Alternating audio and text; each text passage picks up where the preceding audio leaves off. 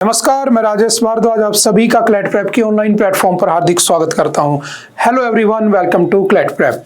आज है 7 अगस्त 2025। जैसा कि आप सभी को पता है, हम डेली न्यूज एनालिसिस करते हैं, फैक्चुअल एनालिसिस करते हैं और उसके साथ साथ 20 क्वेश्चंस की प्रैक्टिस भी करते हैं।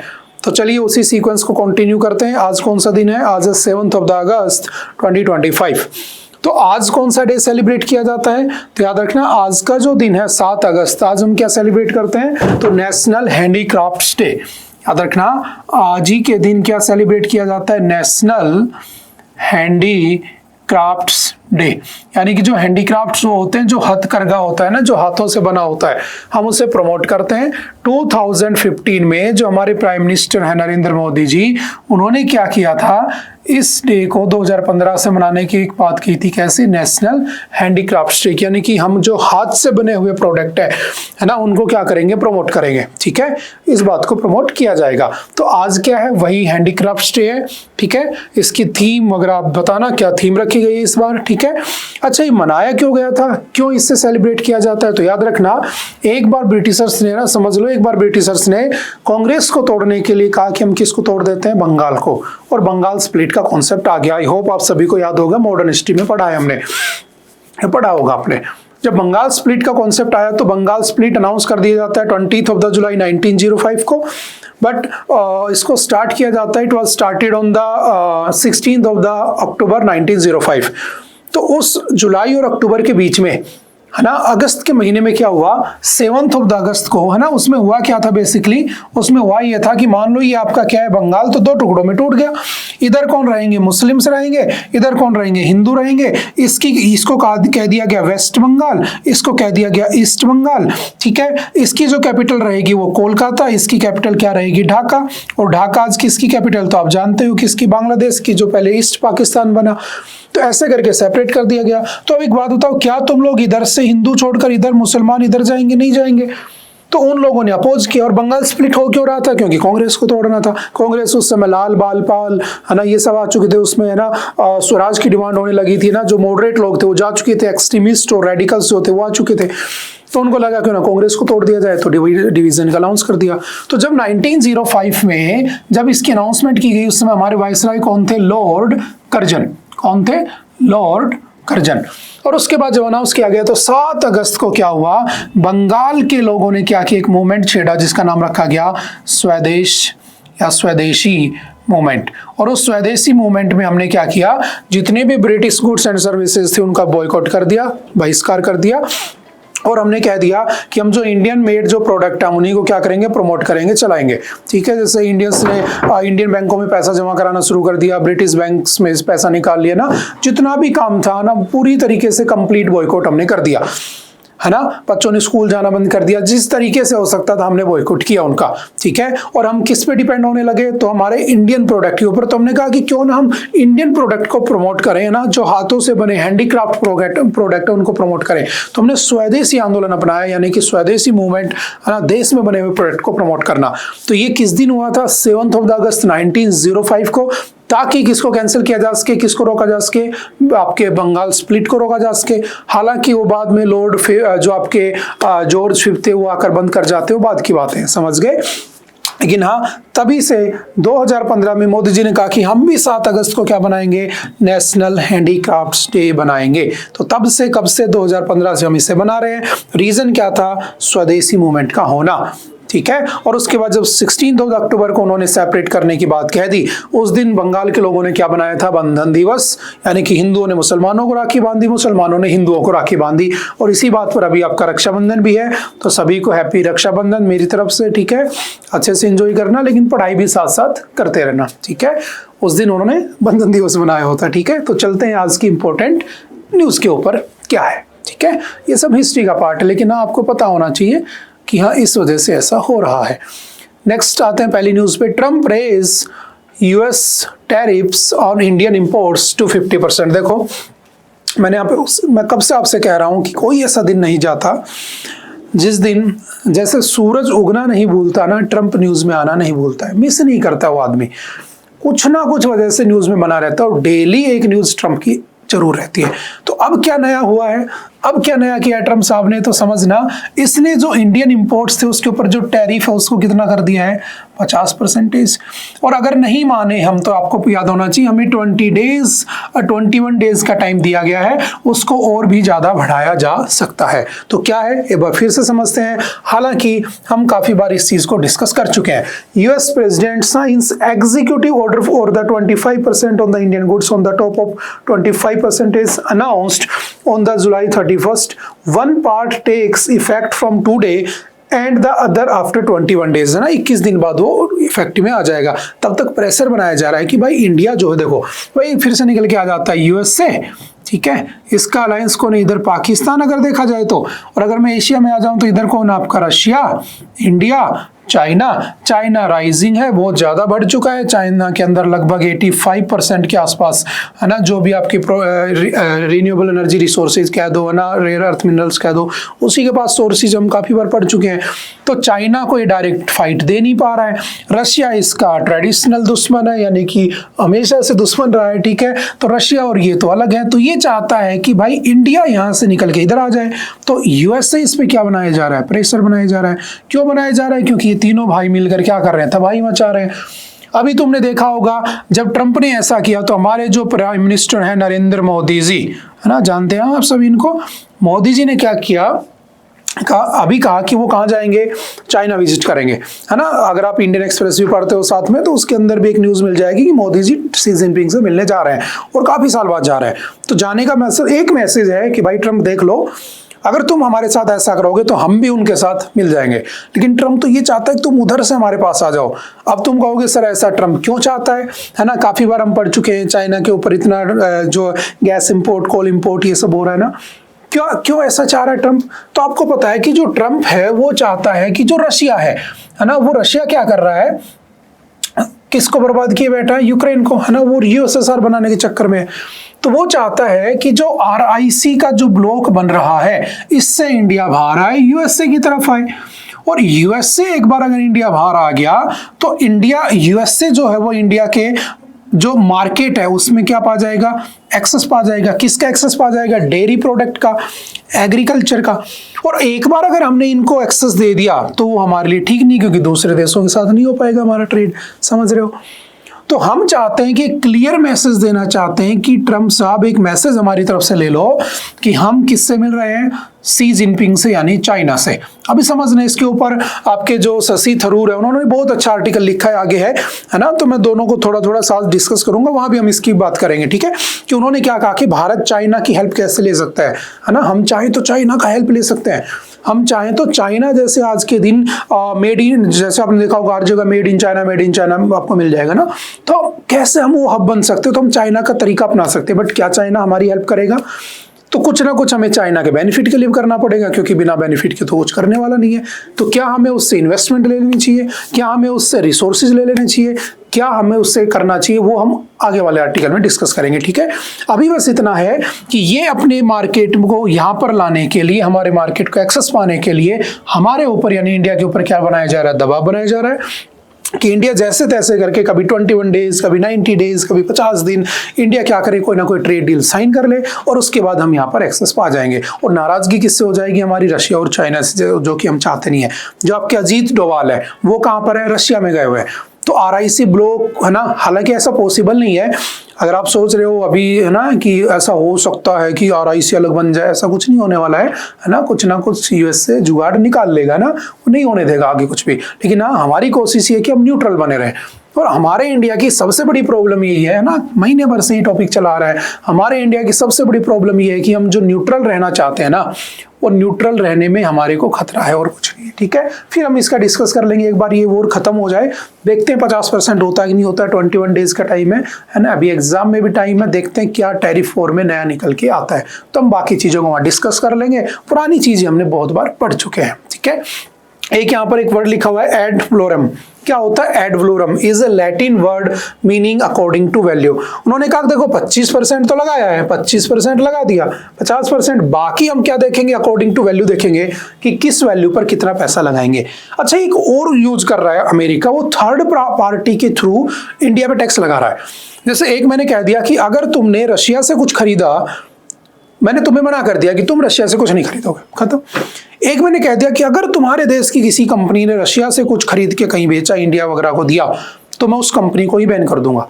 तो थर्ड पार्टी यानी कि एक तीसरे रास्ते के थ्रू भी क्या किया जा रहा है, इंडिया को टारगेट किया जा रहा है। समझ गए? वो सारा का सारा जो लड़ाई चली हो किसके ऊपर है, तो सिर्फ और सिर्फ किसके ऊपर, पोलराइजेशन के ऊपर है ना, कि जो RIC है ये ना बने। और उधर से ब्राजील का आपने स्टेटमेंट सुना होगा कि जब हमारे यहाँ कभी लड़ाई होगी, we will talk to PM Modi, यानी कि इंडिया नॉट USA, है ना। तो एक अलग ही ब्रिक्स का डिपार्टमेंट चल रहा है। जो इस बार ब्रिक्स की ब्राजील में मीटिंग हुई थी, वो यही इसीलिए तो ट्रंप ज्यादा दुखी है कि उन्होंने भी कह दिया कि हम दोबारा से ब्रिक्स करेंसी को एक बार बनाने की कोशिश कर लेते हैं। तो सारी की सारी कहानियां, इंटरनेशनल डिस्प्यूट सारे के सारे 3-4 जगहों के आसपास ही घूम रहे हैं। और आपको एक बात हमेशा याद रखनी चाहिए, जहां डिस्प्यूट वहां अमेरिका, जहां अमेरिका वहां डिस्प्यूट। आप कोई भी टॉपिक उठा के देख लेना, ठीक है। चलते हैं थोड़ा सा आगे, कुछ और अच्छे टॉपिक्स भी हैं, हम उनको डिस्कस कर लेते हैं, ठीक है। ये तो अभी कंटिन्यू रहेगा, तो इसको छोड़ देते हैं। MPC holds repo rate at 5.5%, maintains GDP growth at 6.5%। देखो जो आपका RBI है ना, देखो दो चीजें होती हैं, एक होता है मार्केट में इन्फ्लेशन का आना, ठीक है, एक होता है मार्केट में डिफ्लेशन का आना, यानी कि मार्केट में महंगाई है कि मंदी है, ठीक है, दो चीजें होती हैं। अब अगर कहा जाए कि इस इन्फ्लेशन और डिफ्लेशन को कंट्रोल कौन करता है, तो इसको कंट्रोल करने के दो रास्ते हैं। एक इसको कंट्रोल करेगा कौन, तो आपका RBI, reserve bank of India. एक इसको जो कंट्रोल करना है वो कौन है, गवर्नमेंट ऑफ इंडिया। अब गवर्नमेंट ऑफ इंडिया क्या करती है, तो जो गवर्नमेंट ऑफ इंडिया है वो क्या करेगी, आपको बजट लेकर आएगी, और बजट के थ्रू या वो आपकी फिस्कल पॉलिसी लेकर आएगी, जिसको हम फिस्कल पॉलिसी भी कह देते हैं, ठीक है। उसके अंदर वो क्या करेंगे, आपको जो टैक्स है, डायरेक्ट टैक्स है ना, इनडायरेक्ट टैक्स है ना, उनको क्या कर देगा, कम ज्यादा कर देगा, ठीक है। जैसे किसी की सैलरी 10 लाख रुपए है, लेकिन उस लग रहा है कि मार्केट में मंदी आ रही है। पहले तो एक बात समझना, जब भी लोगों की जेब में पैसा आता है, इन्फ्लेशन बढ़ता है, और जब भी लोगों की जेब में पैसा कम रहता है, ज्यादा कम हो जाता है, तो डिफ्लेशन होना शुरू हो जाता है, ठीक है। जैसे आपने एक एग्जांपल सुना होगा, उससे पहले इन्फ्लेशन डिफ्लेशन को समझते हैं, फिर उसको कंट्रोल कैसे किया जाता है वो भी समझते हैं, और अभी MPC क्या कर रही है, MPC क्या होती है वो भी समझते हैं। हालांकि पहले भी हम डिस्कस कर चुके हैं एक बार, वो बहुत टाइम पहले। मैंने कहा कि मान लो, बिल्कुल सिंपल सी भाषा में समझना, कि एक आदमी है, ठीक है, और ये आदमी जो है ना वो प्याज बेच रहा है, ठीक है, और इसकी प्याज है 50 रुपए किलो, ठीक है, ये ठेला लगा के खड़ा है। अब एक आदमी आया यहाँ से, वो बोला कि भाई मुझे क्या चाहिए, प्याज चाहिए, लेकिन इसके पास रुपए हैं 40 रुपए, ठीक है। एक दूसरा आदमी आया, वो बोला मुझे भी प्याज चाहिए, लेकिन इस आदमी के पास कितने पैसे हैं, तो इस आदमी के पास भी पैसे हैं आपके कितने, मान लो इस आदमी के पास है 60 रुपए, ठीक है। तो क्या ये 50 रुपए की प्याज जो है, क्या ये बी वाला जो पर्सन है, नंबर 1, नंबर 2 खरीद लेगा, क्योंकि उसका पैसा है। अब सोचो दूसरा सिनेरियो कि इसके पास 50 रुपए नहीं, 60 रुपए नहीं है, इसके पास भी 30 रुपए है बस, और ये दोनों आए प्याज खरीदने, पैसा ही नहीं है। अब इसको लगा कि यार मेरी प्याज बिकेगी, प्याज तो बिक नहीं रही है, क्यों, क्योंकि इनके पास पैसा ही नहीं है। ये अपने घर चला गया, फिर आया, फिर घर चला गया, 2 दिन में इसकी 300-400 ग्राम प्याज खराब होगी, आधा किलो प्याज खराब होगी। इसको लगा कि काम करता हूँ 40 में दे देता हूँ, इसने 40 रुपए की प्याज दे दी, तो प्याज किसको मिल गई, इसको मिल गई। तो जब तुम्हारी जेब में पैसा ही नहीं है, तुम खरीदने की परचेजिंग पावर ही खत्म हो चुकी है, तो जो पैसा है उसकी, जो प्रोडक्ट है उसकी वैल्यू गिर जानी है। एक दूसरा सिनेरियो देखो कि अगर, है ना, अगर ऐसा होता है ना, या अगर ऐसा हो जाए कि आप सभी के अकाउंट में 15-15 लाख रुपए ट्रांसफर कर दिए जाए, तब सब लखपति बन जाओगे। और आप चले गए प्याज लेने, प्याज वाला कह रहा है 50 रुपए किलो प्याज है मेरी, मैं कह रहा हूँ मुझे चाहिए, मेरे मेहमान आए हुए हैं, मैं दूंगा 50 रुपए। तुम कह रहे हो नहीं हमारे घर भी मेहमान आए हुए हैं, हम देंगे 60 रुपए। उधर से वो कह रहा है कि नहीं हमारे घर भी मेहमान है, मैं तो 80 रुपए में लेने को तैयार हूं। मतलब तुम सबकी परचेजिंग पावर बढ़ चुकी है। तो प्याज वाला सोचेगा यार अच्छा मौका है, क्यों ना मैं प्याज को 200 रुपए बेच दूं, प्याज 200 रुपए किलो बिक जाएगी। मैं सिर्फ पैसे की बात कर रहा हूँ, ध्यान रखना, मैं डिमांड सप्लाई उन चीज़ों पे नहीं जा रहा हूँ, सिर्फ पैसे के उस कॉन्टेक्स्ट में बात कर रहा हूँ। बाकी बहुत सारे उसके मेजरमेंट के तरीके होते हैं, ठीक है। अब क्या हुआ, आपकी जेब में पैसा था, उसकी वैल्यू बढ़ गई, बात समझ में आ गई। तो सरकार क्या करती है, इसको कंट्रोल करने के लिए 2 तरीके अपनाती है। या तो डायरेक्ट इनडायरेक्ट टैक्स बढ़ा दिए जाए, जो कि गवर्नमेंट का काम है ना, टैक्स पॉलिसी बनाती है। या जो आरबीआई होता है वो क्या करता है, रेपो रिवर्स रेपो रेट को बढ़ा कम कर देता है। अब कहोगे सर रेपो रिवर्स रेपो क्या, उसी की तो बात कर रहा है। तो उसके लिए तुम्हें क्या पता होना चाहिए, एमपीसी पता होना चाहिए, मॉनेटरी पॉलिसी कमेटी पता होनी चाहिए। तो एमपीसी क्या करती है, पहले उसको समझ लेते हैं थोड़ा सा, है ना, फिर दो चार बातें उसकी समझ में आ जाएंगी, है ना। तो होता क्या है समझना थोड़ा सा, आरबीआई जो था ना वो हमेशा ब्लेम करता था कि भाई सरकार जो है ना, आरबीआई आप जानते ही हो ना 1935 में बना था, यंग हिल्टन कमीशन, काफी बार हम पढ़े हैं। इस आरबीआई हमेशा ब्लेम करता था कि यार इन्फ्लेशन डिफ्लेशन सरकार की वजह से आ रहा है, और गवर्नमेंट कहती थी नहीं तुम्हारी वजह से आ रहा है। तो दोनों एक साथ बैठे एक बार 2016 में, और दोनों ने कमेटी बना ली जिसे एमपीसी कहा गया, मॉनेटरी पॉलिसी कमेटी। तो कब बनी थी, 2016 में। और इन्होंने क्या किया, हम दोनों मिलकर क्या करते हैं, टोटल 6 मेंबर डिसाइड कर लेते हैं। 3 मेंबर कहां से हो जाएंगे, बोले आरबीआई से हो जाएंगे। 3 मेंबर कहां से हो जाएंगे, तो बोले 3 मेंबर हम ले लेंगे गवर्नमेंट से, ठीक है। जो गवर्नर होगा उसे लीड करता रहेगा, चेयर करता रहेगा। और हम साल में मिनिमम कितनी बार बैठेंगे, 4 टाइम्स बैठेंगे, और हम क्या करेंगे, मार्केट में इन्फ्लेशन डिफ्लेशन को डिसाइड करेंगे। और उसके लिए उन्होंने कॉन्सेप्ट दिया किसका, रेपो रेट, और दूसरा कौन सा, रिवर्स रेपो रेट। वही तो है कि जो रेपो रेट है उसको कितना रखा गया, 5.5% रखा गया। अब होती क्या है, हाँ एक बात और ध्यान रखना, आपके क्लैट के एग्जाम में, आपके एलिट के एग्जाम में फेवरेट इकोनॉमिक्स के क्वेश्चन है, सिर्फ 3-4 क्वेश्चन जो कि आरबीआई के चारों तरफ घूम के खत्म हो जाते हैं। Repo rate, reverse repo rate, SLR है ना, ये सब सीआरआर यही पूछता है। तो बेसिक सी बात याद रखना, ठीक है। कितनी बार होनी चाहिए साल में मीटिंग, 4 बार, करते 6 बार है वो बाद की बात है, ठीक है। अब क्या हुआ इसमें, अब आता है कौन सा, रेपो रेट और रिवर्स रेपो रेट। ये कैसे आपके मार्केट में जो इन्फ्लेशन डिफ्लेशन है उसे कंट्रोल करता है ना। तो बिल्कुल इजी सी लैंग्वेज होती है, बस याद रखना है। जो पहली बार पढ़ रहा होगा उसको एकदम से थोड़ा समझने में इश्यू होता है ना। बाकी तो हम काफी बार पढ़ चुके हैं, साल भर से न्यूज में आती रहती है, काफी बार चेंज भी हुई है इस बार, इस साल में ना। फरवरी में चेंज हुई थी, है ना, उसके बाद 6.5 से 6 हुई थी, उसके बाद 5.5 तक पहुंच गई ना, तो 2-3 बार बदल चुकी है। तो होता क्या है, मैंने कहा कि मान लो ये एसबीआई है, कोई भी कमर्शियल बैंक, और मैंने कहा ये आरबीआई, आरबीआई क्या, हमारा सेंट्रल बैंक ऑफ इंडिया, ठीक है। अंग्रेजों ने बनाया था बट हमने नेशनलाइजेशन कर लिया था।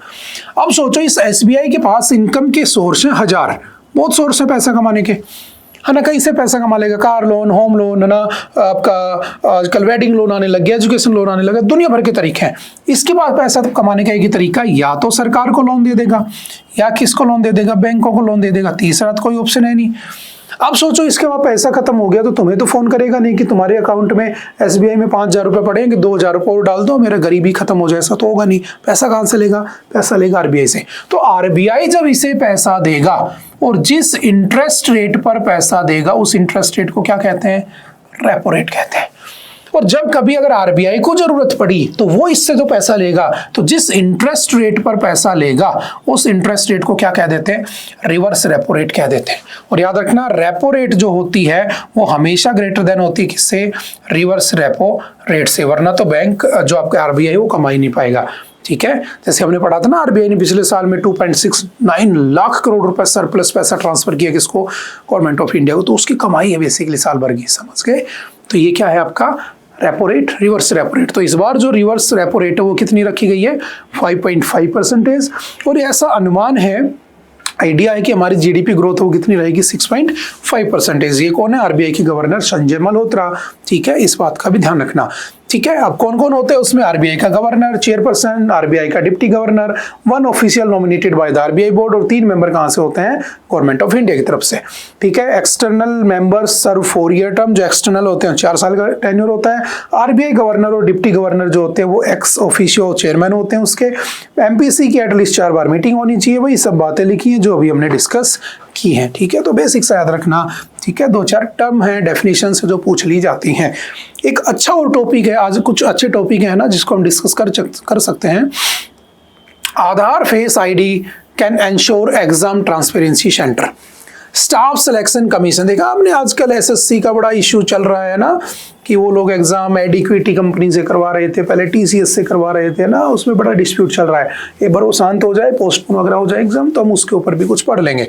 Staff selection commission and railway recruitment board already authorized to use Aadhaar face recognition to authenticate examinee, it builds trust among aspirants says IT ministry. है क्या समझना, है ना, वही सब है जो हम यहाँ लिख के एक बार पढ़ लेते हैं। Aadhaar face authentication will help enhance transparency of the competitive examinations. ठीक है, in return response to a question endorsed by the 8 Lok सभा members, the ministry said the staff selection commission and the railway recruitment board were already authorized to use Aadhaar facial recognition to authenticate examinees using the liveness factor with phone cameras. Aadhaar face authentication matches people with the photo they took when enrolling for Aadhaar, and the feature has seen, ठीक है, increase interest among government bodies. देखो है क्या समझना, आजकल देखा होगा आपने गवर्नमेंट एग्जाम में बड़े स्कैम होते हैं, है ना, जैसे एसएससी वगैरह के अंदर है ना, उसी की बात कर रहा है। कई बार वो क्या होते हैं, डमी बैठ जाते हैं, है ना, एग्जाम किसी का बैठा कोई है, उसने पास कर दिया, उसने पास होने के पैसे ले लिए, ठीक है, तो ऐसे बहुत होता है। तो आ गया क्यों ना आधार ऑथेंटिकेटेड फेस स्कैन कर दिए जाए, कि जिसका आधार कार्ड से उसने एनरोल किया था, जब उसने फॉर्म भरा था, उसके आधार कार्ड को स्कैन कर लो, अगर वही फोटो आती है तो आदमी वही है, वरना तो नहीं है। समझ में आ रही है।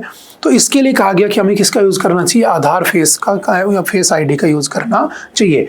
आधार face authentication will help enhance transparency of the competitive exams, ठीक है, in a return response to a question, ठीक है, वही सब बातें लिखी हैं, ठीक है। तो सिंपल से याद रखना, एक और याद रखना, the Aadhaar authentication for good governance, social welfare innovation knowledge amendment rules 2025 notified in January, the ministry laid out network where private entities as well as government organizations could submit, ठीक है, identification proposals to the IT ministry which would have them voted by the UIDAI। तो UIDAI क्या है, जो आपके आधार card issue करता है, तो कुछ नहीं है, जस्ट एक आइडिया दिया गया है कि क्यों ना हम उसको आधार फेस से क्या कर ले, वेरीफाई कर ले। और जो एसएससी का टॉपिक है, जो इशू चल रहा है, स्टाफ सिलेक्शन कमीशन में क्या डिस्प्यूट आ रहे हैं, जो अभी सीजीएल का एग्जाम हुआ था उसके अंदर, उसको हम किसी एमआईटी में डिस्कस कर लेंगे, ठीक है। चलते हैं थोड़ा सा आगे, जिन दिल्ली के अंदर प्रोटेस्ट हो रहा है, ठीक है।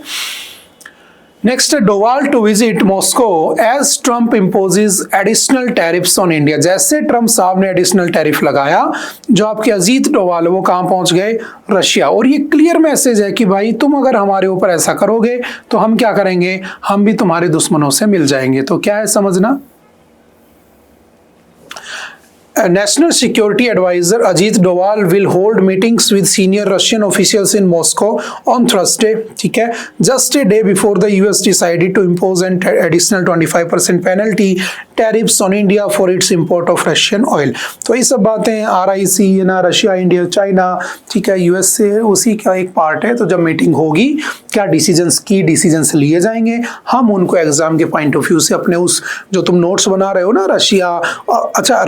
यूएस से और इंडिया टैरिफ नाम से एक नोट बना लेना, और उसमें जो डेली अपडेट होते हैं ना, एक एक लाइन लिखते रहना, तो एक अच्छा खासा नोट तैयार हो जाएगा। और अगर एग्जाम में आएगा तो आपको सारे के सारे फैक्ट एक साथ याद होंगे, ठीक है। जो लंबे चलने वाले टॉपिक होते हैं ना, उनको तो आप ऐसे ही लिख लिया करो, तो ज्यादा बेटर रहेगा, ठीक है। अगर नहीं कर रहे हो तो अभी से करना शुरू कर देना, वरना ढूंढना नहीं पड़ेगा। जैसे इजराइल ईरान है ना, उसको एक अलग टॉपिक बना लिया, उसको उस साथ लिख लिया, है ना। रशिया यूक्रेन एक अलग टॉपिक बना लिया, उसको उसके साथ लिख दिया। आरबीआई एक अलग से टॉपिक बना लिया, जब भी आरबीआई कुछ नया करता है उसको वहां पे अपडेट कर लिया ना। कुछ कुछ होते हैं जो आ जाते हैं एग्जाम में, ठीक है। नेक्स्ट है judicial overreach, the supreme court's remark on Rahul Gandhi threaten democratic dissent. देखो बहुत अच्छा आर्टिकल है। The supreme court of India's recent handling of defamation charges against Congress leader Rahul Gandhi marks a troubling shift from established norm of free speech and देखो हो क्या रहा है, इसको शॉर्ट में समझ लेते हैं ना। गलवान इश्यूज फिर उन पे बोला है पूरा का पूरा। देखो है क्या, राहुल गांधी ने कुछ पढ़ा होगा आपने, बोल दिया था कि चाइना जो है ना, वो इंडिया की टेरिटरी कैप्चर कर चुका है, कब्जा चुका है ना, और उसने लगभग 2000 किलोमीटर के आसपास एरिया कब्जा लिया, ऐसा उसने बोला। तो सुप्रीम कोर्ट ने, यानी कि हमारी जो कोर्ट है, उन्होंने कहा कि यार जो राहुल गांधी है ना, एक्चुअल में वो सच्चा भारतीय नहीं है। अगर सच्चा भारतीय होता ना, तो भारत की कभी बेइज्जती नहीं करता, है ना। अब एक बात बताओ, अगर कोई दूसरा तुम्हारे घर को कब्जा रहा है और तुम उसके बारे में बोलते हो, तो ये ऐसा थोड़ी ना है कि वो भारतीय है कि नहीं है। या तो तुम उसके लिए प्रूफ ला कर दो कि नहीं हमारी बाउंड्री तो सेम है, ऐसा तो कुछ हुआ नहीं है। बस अगर आपने कुछ पूछा और सुप्रीम कोर्ट, याद रखना सुप्रीम कोर्ट है इसलिए इश्यू है, अगर कोई छोटा मोटा नेता बोलता तो फर्क नहीं पड़ता है क्योंकि लोग बोलते रहते हैं, लेकिन जब तुम्हारे देश का सबसे सुपीरियर कोर्ट ही ये बोल रहा है कि यार ये गलत बात है, तुम तो सच्चे भारतीय नहीं हो, तो एक अलग ही टॉपिक निकल के आता है कि भाई सुप्रीम कोर्ट कौन होता है ये डिसाइड करने वाला कि कोई कुछ बोलता है तो वो सच्चा भारतीय है कि नहीं है। उसका काम है क्या करना, कुछ हुआ उसके ऊपर क्या सही है क्या गलत है उसका जजमेंट देना, कौन भारतीय है कौन सच्चा नहीं है, ऐसा उसको नहीं करना चाहिए। तो इसी के वो थीम लेकर ये आर्टिकल लिखा हुआ और कुछ नहीं है। बात समझ में आ रही है? क्या है? Justice Datta said that had mister Gandhi been a true Indian he would not have said what he did, है ना, यहीं से सब है, ठीक है। The court's primary function is to adjudicate on questions of law and constitutional principles rather than to prescribe standards of the national loyalty। आप supreme court आप ये मत बताओ कि मैं लॉयल हूं कि नहीं देश के लिए, अगर मैंने गलत किया है तो मुझे गलत साबित करो। समझ में आ रही ना? उसकी बात कर रहा है। The court must resist the temptation to offer moral और patriotic, है ना, patriotism है कि नहीं आपके judgments, and instead direct its considerable energies to the rigorous and the impartial adjudication of the legal questions.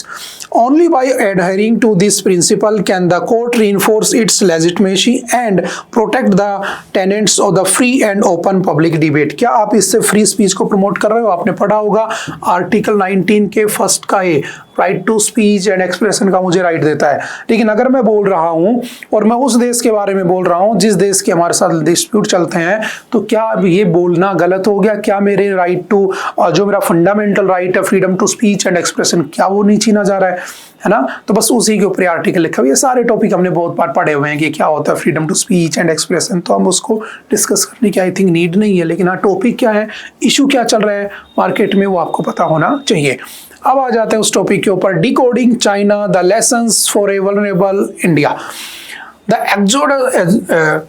The exodus of the over 300 Chinese engineers from Foxconn pivotal iPhone 17 manufacturing facilities in Tamil Nadu and Karnataka, a recent move, ठीक है, हुआ क्या समझना, कर्नाटका के अंदर है ना, आपको पता है आईफोन की है ना फैक्ट्री लगी हुई है एप्पल की ना, तो वहां से 300 चाइनीज प्रोफेशनल थे, उनको चाइना ने वहां से निकाल लिया कि उनका कुछ जो रोल है वो जो बना सकते थे, जो कर सकते थे, वो इंडिया के लिए ना करें। तो क्या इंडिया को भी कोई ऐसी अप्रोच लगानी चाहिए? लेकिन अगर इंडिया ऐसी अप्रोच लगाए तो कहां पर, या तो अमेरिका में लगाए कि अमेरिका में जो भारतीय काम कर रहे हैं उनको इनडायरेक्टली कैसे भी करके वहां से निकाला जाए और उनको भारत में किसी न किसी चीज पर लगाया जाए। अब सोचो तुम गूगल के सीईओ को सोचो कि भारत से भारत ले आओ, तो वहां पर इतनी बड़ी कंपनी नहीं है, वो क्यों आएगा? पहला क्वेश्चन नहीं आता है। तो हमें या तो वैसा ही हब बनना पड़ेगा जैसे चाइना है। चाइना इन पे डिपेंड नहीं रहता, चाइना ने खुद का मैप बना रखा है, खुद का उसने बाइडू करके इंटरनेट सर्विस सब कुछ उसकी खुद की है, पूरा सब कुछ उसका, लेकिन आज हम भी जीपीएस इन सब पे डिपेंडेंट रहते हैं। या तो हमें चाइना की राह पर चलना चाहिए, क्योंकि मैंने आपसे कहा था चाइना इंडिया पाकिस्तान तीनों आसपास ही आजाद हुए थे, इंडिपेंडेंट हुए थे, सबसे आगे कौन निकल गया? चाइना। हम बीच में लटक गए। इंडिया पाकिस्तान जो है वो अभी भी पीछे, उसके हालात तुम जानते हो, है ना। अब हम दो तरीके हैं ना, जो शशि थरूर जी ने बताया, इसमें दो तरीके हैं, या तो हम चाइना के बिल्कुल अगेंस्ट चल के अपना कुछ एस्टेबल कर लें, या हम चाइना की हेल्प लेकर वहां तक पहुंच जाएं, ताकि हम जो यूएस से उसके टैरिफ वॉर वाले उस डर से ना डरें। क्या ऐसा पॉसिबल है? क्या हम हर घर में जैसे चाइना में है मेड इन इंडिया, चाइना रहता है, क्या हम मेक इन इंडिया ला सकते हैं? उसके लिए हमें कितने रिसोर्सेज चाहिए? तो रिसोर्सेज क्या मैं वहां से ले लूं, है ना? क्या मुझे ये सब करना चाहिए? बस वही सब चीजें इसमें डिस्कस की गई हैं और कुछ भी नहीं है, ठीक है।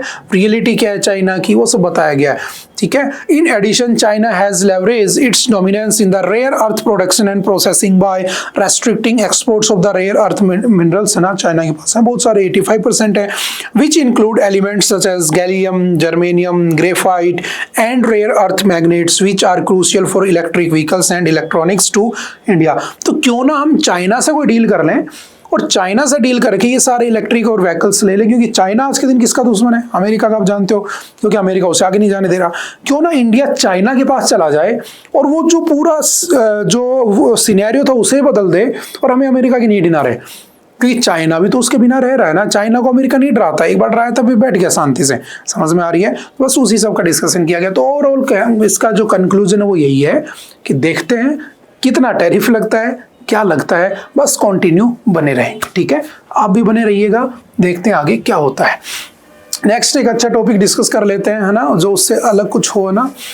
किंग ऑफ द हिल, क्या है किंग ऑफ द हिल समझना, आपके सामने लिखा हुआ है ना, एक टर्टल है, ठीक है, कछुआ जिसे कहते हैं।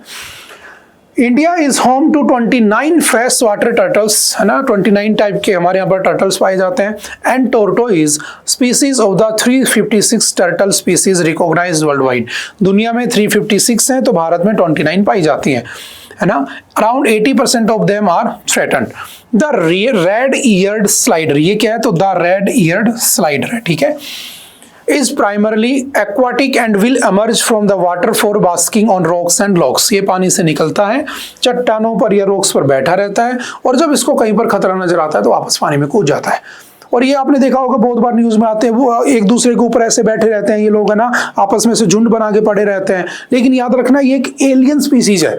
अब एलियन स्पीसीज क्या होती है? जो यहाँ की नहीं है, किसी और बायोडाइवर्सिटी की है, लेकिन यहाँ पर आकर ये जो अगल बगल की बायोडाइवर्सिटी के जो दूसरे जीव होते हैं उनको, उनके लिए थ्रेट है। ये सबसे बड़ा चैलेंज है हमारे सामने। द रेड ईयर्ड स्लाइडर, है ना, जिसका साइंटिफिक नाम याद रखना Trachemys scripta elegans, a semi aquatic turtle basking in the sun at pond in Jaya Mahal park in Bengaluru on the Wednesday, ठीक है। तो ये न्यूज में आ गया और कुछ नहीं है। तो क्या है इसके बारे में दो बातें पढ़ लेते हैं। इसका साइंटिफिक नाम याद रखना, कई बार पूछ लेता है, recently was seen in the news, बताओ क्या है, ठीक है। They can tolerate a wide range of habitats and are sometimes found in the estuaries and coastal wetlands with brackish water. Estuaries मतलब घाटियां जो होती है उसमें पाए जाते हैं, पानी वाली जो घाटी होती है, जैसे नर्मदा और ताप्ती एस्चुरी बनाती है ना, तो घाटी जैसी स्ट्रक्चर।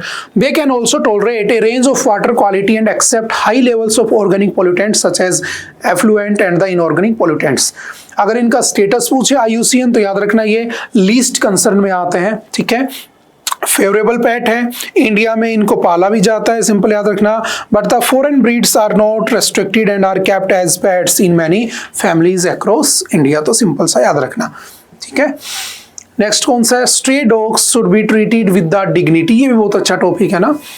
आपने देखा होगा गली के जो कुत्ते होते हैं उनको हमें डिग्निटी से ट्रीट करना चाहिए ना। क्या लिखा है? Should be treated with dignity, ठीक है, दिल्ली हाईकोर्ट का कहना है। और हाईकोर्ट ने कहा तो अच्छा ही कहा होगा। दिल्ली हाईकोर्ट का कहना है कि जो गली के आवारा कुत्ते होते हैं ना उनको डिग्निटी से ट्रीट करो। आपने देखा होगा, मैंने कुछ दिन पहले एक वीडियो देखी थी, एक आदमी लगभग 100-150 कुत्तों को मारते हुए चला जा रहा है ना, गोलियां मारते हुए चला जा रहा है। तो ऐसा नहीं होना चाहिए, है ना। देखो जो डॉग्स है ना वो इंसान के हमेशा से दोस्त रहे हैं। आप मुझे चलो एक क्वेश्चन ढूंढ के बताना, तुम्हारे घर का क्वेश्चन है, बहुत अच्छा क्वेश्चन है। हालांकि हम एंशिएंट इंडिया नहीं पढ़ते हैं हमारे सिलेबस में, लेकिन हाँ फिर भी हमारी जो इंडस वैली सिविलाइजेशन थी है ना, ठीक है, हड़प्पन सिविलाइजेशन जिसको कहा जाता है, उसमें कौन सी लोकेशन थी जहां पर इंसान और कुत्ते का स्केलेटन एक साथ मिला था। और हमने बुक में लिखा कि यार इन जो डॉग्स थे वो क्या थे? पालतू जानवर थे उस समय भी, है ना, उनको भी पाला जाता था। देखते हैं कौन बताता है कौन से साइट पर उन दोनों के जो स्केलेटन्स है, ग्रेवयार्ड जिसको कहा जाता है ना, कब्र एक साथ मिली है, ठीक है। तो हम तो हमेशा से दोस्त रहे हैं। आपने देखा होगा जब महाभारत हुई थी तो महाभारत में सारे के सारे पांडव यहीं रह गए थे। जो आपका कौन था सबसे बड़ा, कौन था उसमें? युधिष्ठिर। युधिष्ठिर जब स्वर्ग जा रहे थे तो युधिष्ठिर के साथ स्वर्ग में कौन गया था? तो आपने सुनी होंगी ये कहानी, है ना, पता होना चाहिए हमें, है ना, एटलीस्ट धर्म के बारे में। एक कुत्ता ही उनके साथ स्वर्ग जाता है ना। तो हाईकोर्ट का भी यही कहना है कि हमें स्ट्रीट डॉग्स को डिग्निटी से ट्रीट करना चाहिए, उन्हें मारना पीटना नहीं चाहिए। फिर आप कहोगे सर स्ट्रीट डॉग बहुत ज़्यादा हो जाते हैं, काट लेते हैं, इंजेक्शन लगते हैं ना। पहले तो 14 इंजेक्शन लगते थे यहाँ पेट के अंदर, है ना, आपकी बेली के आसपास, है ना। लेकिन आजकल तो 2-3 में काम चल जाता है, लेकिन सर दर्द होता है, लोगों की डेथ भी होती है, कितनी डेथ। तो कहा गया पेटा एक्ट है ना, पेटा एक्ट में उन्हें बचाया जाएगा। दूसरा बहुत सारे सोशल प्रोग्राम चलाए जाते हैं ना, इंजेक्शन वगैरह दिए जाते हैं, वो सब दो, लेकिन हमें उन्हें नहीं मारना है। समझ गए थीम क्या है, किस पे बात कर रहा है? तो 2-4 बातें पढ़ लेते हैं। India has a nearly 1.5 crore stray dogs population 2019 जो लाइव स्टॉक सेंसस हुआ था, and carries the dubious distinction of the being the world's dog bite and rabies capital, ठीक है। भारत जो है बाइट और रेबीज का कैपिटल भी, ये भी याद रखना, ठीक है, जैसे डायबिटीज का भी कैपिटल है Bharat. According to the national crime records bureau NCRB के डाटा के according 4146 reported cases of dog bites leading to human deaths in India in 2019। लगभग 4000 के आसपास लोग मारे गए। Prevention of cruelty to animals act जो है आपका 1960 में आया था, PETA. Killing feeding of stay dogs is punishable under the PCA 1960, punishable है अगर आपने किसी गली के कुत्ते को मारा। Which classifies torture and transporting them in a manner which cause them suffering as cruelty. समझ गए? एक आदमी ने बालकनी से किसी कुत्ते को फेंक दिया था और उसने इंस्टाग्राम पे वीडियो डाल दी थी, वो जेल चला गया था। समझ गए? तो इस बात का ध्यान रखना। Animal birth control ABC program, it aims to control population of stay dogs. The program is regulated as per the Animal Birth Control Rules 2023 under the PCA 1960. Other provisions of which include ABC program is to be carried out by the respective local bodies, municipalities, ना municipal corporation, वो कर सकते हैं, आप उनको बुलाइए, वो ले जा सकते हैं। समझ गए? तो वही सब इसमें लिखा गया है और एक अच्छा डिसीजन भी है। Responsibility of feeding the community animals lies with the resident welfare association और local bodies representative of that area। आप उन्हें खाना भी मत दीजिए, नहीं देना चाहते, लोकल एरिया का जिम्मेदारी होती है एडमिनिस्ट्रेशन की, लेकिन नहीं देते, बाद की बातें हैं।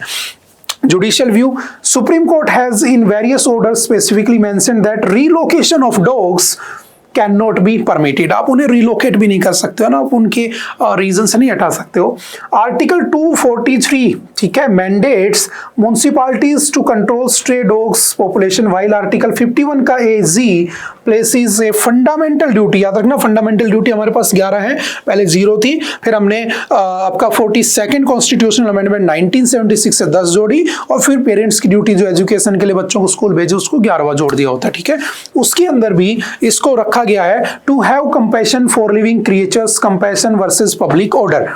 Citizens have compassion towards feeding stray dogs, but others argue that it encourages territorial aggression and in public nuisance. ठीक है, animal welfare versus public safety, stray dogs have right to life. याद रखना, उनका भी राइट टू लाइफ है, जैसे हमारा article 21 में राइट टू लाइफ होता है। ठीक है,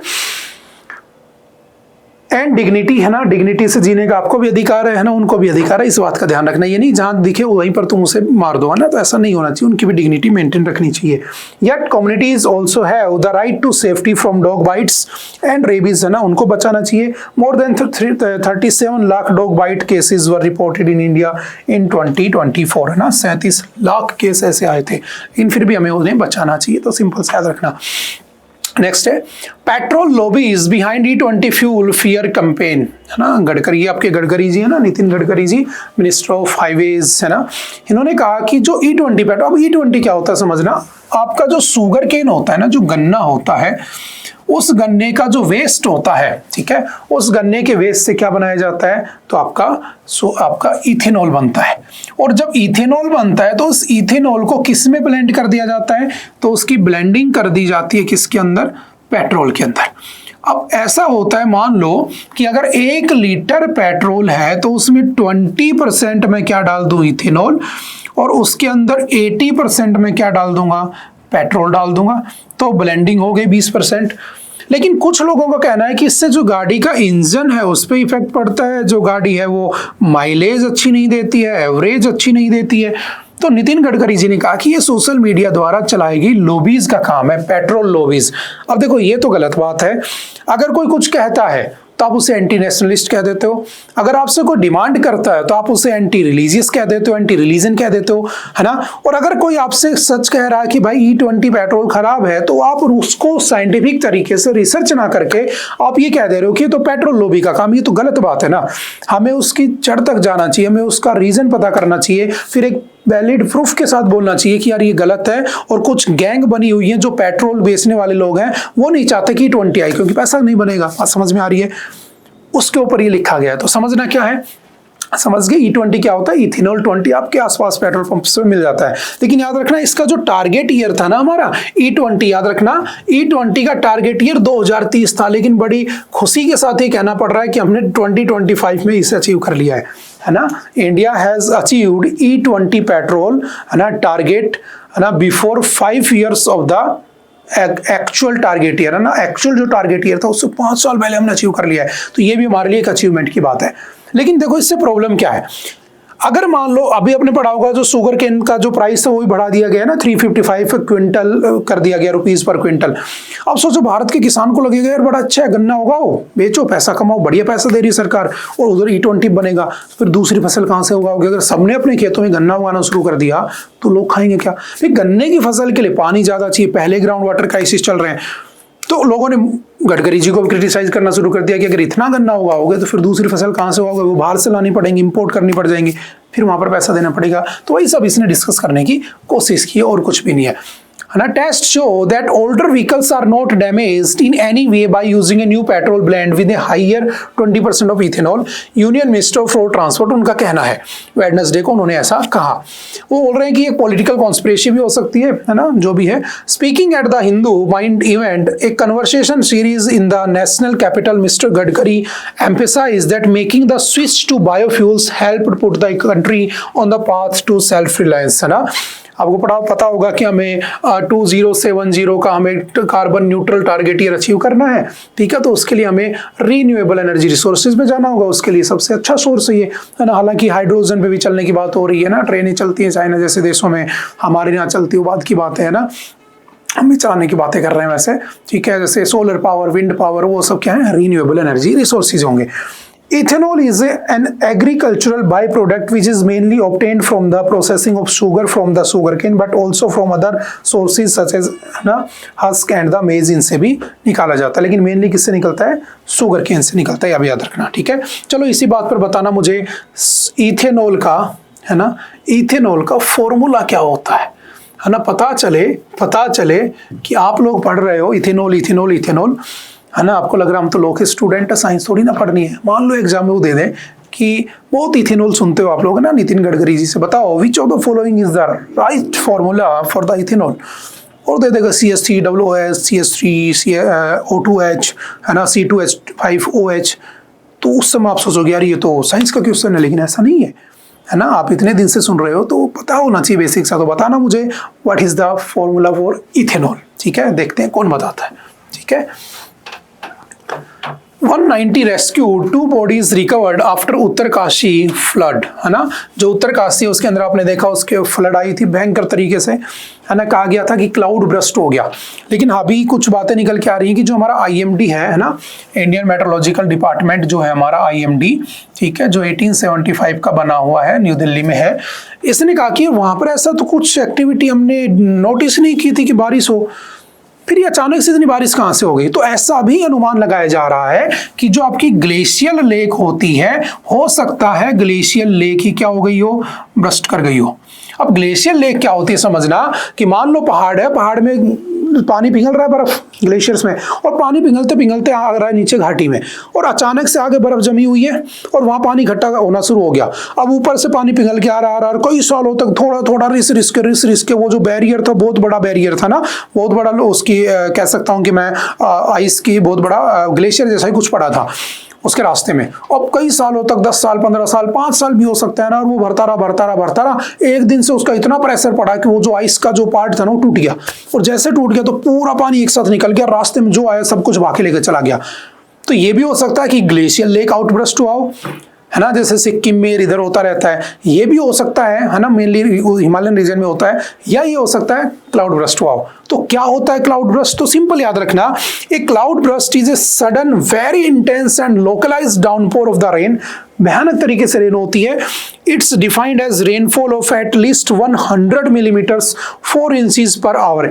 1 घंटे में अगर 4 इंच के बराबर या 100 मिलीमीटर अगर बारिश हो जाती है, हम उसे क्लाउड ब्रस्ट कहते हैं, बादलों का फटना कहते हैं, ठीक है। और 25 millimetres 1 inch in 15 minutes. Cloud burst are often associated with the mountainous regions due to the phenomena of the orographic lift, ठीक है। उड़ जाती है हवाएं और एक तरफ बारिश हो जाती है। जैसे तो कुछ ऐसा होता है, मैंने कहा ये पहाड़ है ना, यहाँ पे बादल आए, सारी बारिश यहाँ टकरा गई, यहाँ टकरा गए तो यहाँ पर एयर का फ्लो ऐसे था। जब एयर का फ्लो ऐसे था तो सारे के सारे बादल यही बारिश कर गए, और भयंकर तरीके से बारिश हो, कितनी कि लगभग 100 mm 1 घंटे में होगी, तो उसे कहते हैं क्लाउड ब्रस्ट। लेकिन इधर वाला रीजन था, यहाँ बारिश पहुंच नहीं पाई। क्यों नहीं पहुंच पाई? क्योंकि यहाँ पर सारे बादल टकरा के बारिश कर गए। इसे ही क्या कह देते हैं? रेन शैडो जोन कह देते हैं। हमने ज्योग्राफी में पढ़ा हुआ है ना, रेन शैडो जोन कह देते हैं जब बारिश ही नहीं होती है और इधर पूरी बारिश हो जाती है। जैसे पुणे, मुंबई के अंदर भयंकर बारिश होती है, लेकिन पुणे बेचारा सूखा रह जाता है, समझ गए। तो रेन क्लाउड जोन में आता है, समझ गए, रेन शैडो जोन में आता है, ठीक है। तो सिंपल से याद रखना। अभी इसमें बहुत सारे लोग बह गए थे ना, हमारी NDRF, SDRF है ना, आर्मड फोर्सेस भी लगी हुई है, तो अब ये चला हुआ है। देखते हैं उसमें आई होप कि बहुत से लोग जो उसमें भाई हैं वो बच जाए, है ना। लेकिन अभी तक देखा जाए तो 190 को रेस्क्यू किया जा चुका है और 2 बॉडी भी रिकवर कर ली गई है, ठीक है। तो देखते हैं क्या होता है ना। और ऐसे इंसिडेंट्स अभी बारिश के मौसम में इस सीजन में होते ही रहते हैं। जैसे सिक्किम के अंदर क्लाउड जो ग्लेशियर लेक थी बर्स्ट हो गई थी लास्ट ईयर, पता ना कौन से लेक के अंदर हुई थी, बहुत न्यूज़ में था, हमने पढ़ा भी था। ठीक है, ओके, आई थिंक गर्ल्स के लिए इतना ही था। आई होप कि आपको बातें समझ में आई होंगी। फिर भी अगर कोई डाउट हो तो आप आकर पूछ सकते हो, मिल सकते हो। एक बार दोबारा से सभी को हैप्पी रक्षाबंधन मेरी तरफ से। मिलते हैं दोबारा से किसी नेक्स्ट लेक्चर में आपकी राखी के बाद। Okay, bye bye, thank you, have a nice day.